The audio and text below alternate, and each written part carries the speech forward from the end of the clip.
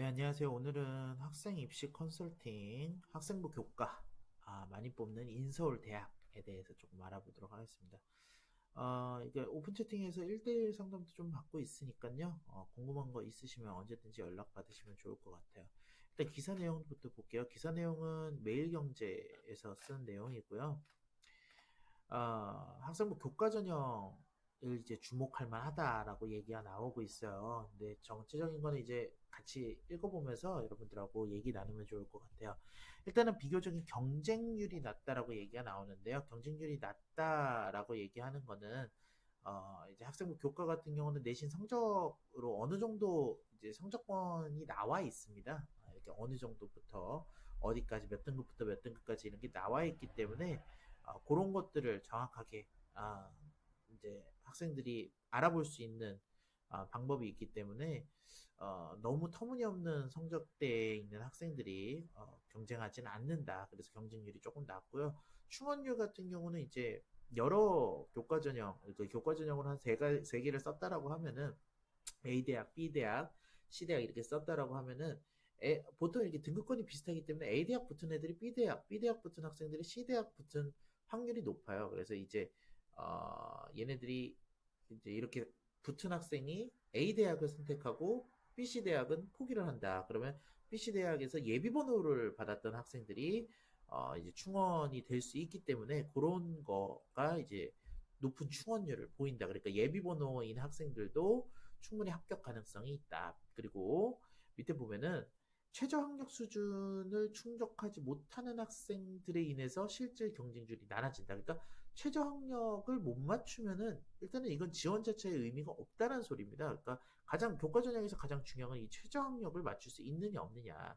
최저 학력을 맞출 수 있다면은 훌륭한 전략적 선택지가 될 것이다. 근데 이게 본인한테 되는지 안 되는지는 이제 개별적으로 조금 유불리를 좀 따져봐야 된다라고 얘기를 하면 되겠습니다. 인서울대학 중에서 학생부 교과 전형으로 가장 많은 학생들을 선발하는 학교는 이제 고려대가 되어 있고요. 전체 수시내 선발 비율의 거의 38%, 40% 가까이 되고요. 758명을 모집한다라고 하네요. 근데 올해 같은 경우는 이제 올해도 그렇고 이제 고교 추천이 필요하기 때문에 3학년 재학생의 4% 이내의 학생이 들어와야 된다라는 거 꼭 알고 계셔야 되고요. 이외에도 학생부 교과 전형 선발 비중이 가장 높은 대학은 이제 서경대, 인서울에서는 서경대가 있고요. 서경대 같은 경우는 수시내 선발 기준의 75%나 되는 많은 퍼센트가 학생부 교과 전형을 모집하고 있다라고 생각하시면 되겠습니다. 그 이외에도 한성대, 한국외대, 숭실대, 국민대, 명지대, 중앙대, 동덕여대, 한과기, 그죠? 한국과학기술대 이렇게 서울과학기술 서각이라고 하죠. 이런 대학들이 있는데 여러분들 요 교과 전형을 할 때 이렇게 좀 생각을 해줘야 될 거는 지금 여기 나와 있는 대학들, 그 외대나 뭐 숭실대 같은 경우도 외국어에 대한 비중이 조금 높고요. 뭐 이런 학교마다 내신 그 선정 방법들이 조금씩 다릅니다. 그래서 그런 것들을 세부적으로 이렇게 좀 확인을 해주시고 내가 어느 방향으로 공부를 할지에 대한 로드맵을 짜주시는 게 중요하다라고 이렇게 기사에 나와 있는 겁니다. 그래서 일단은 수능 최저 학력을 맞출 수 있다는 가정 아래는 굉장히 메리트가 있는 전형이에요. 그리고 종합 전형에 요거 이제 잘못 썼는데 정성적인 평가보다는 정량적인 평가로 깔끔하게 결론이 나올 수 있기 때문에 많은 학생들과 학부모들에게 굉장히 인기 있는 전형인데요. 일단 세 가지 타입의 학생들에게 굉장히 유리합니다. 첫 번째는 서울에 서울 이제 8학군이라고 보통 얘기하는 그런 우수한 학군에 모여있지 않은 지역의 고등학교를 다니는 학생들에게 상당히 유리하다.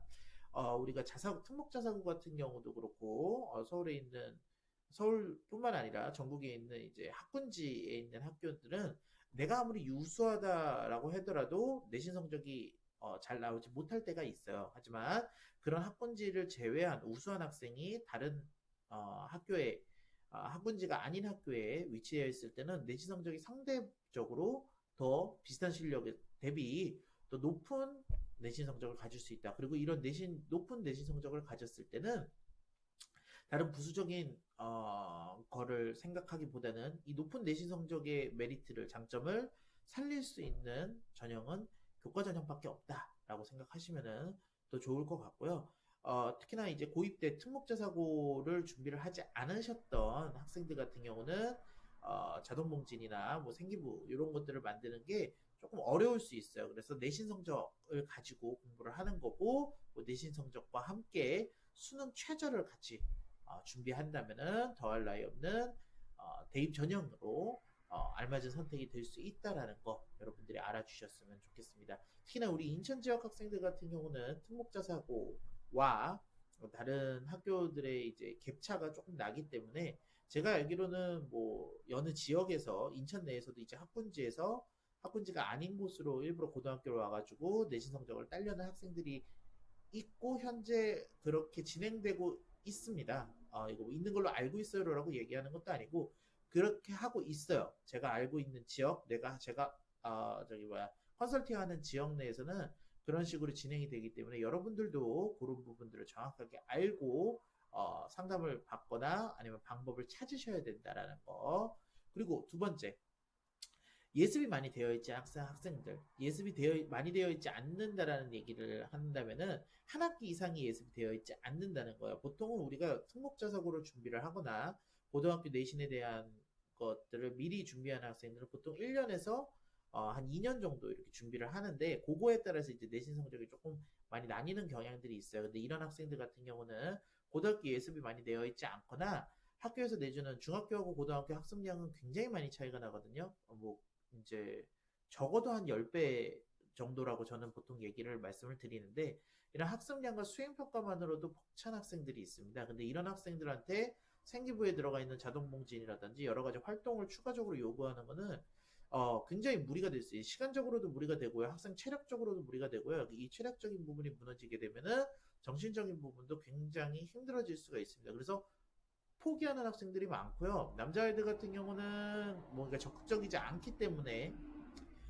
본인이 이런 활동에 대해서 이렇게 조금 관심이 없어가지고 포기하는 경우들도 조금 있고요. 여학생들 같은 경우는 체력적인 부분이 멘탈적인 부분을 흔들어 놔가지고 포기하는 경우들이 굉장히 많습니다.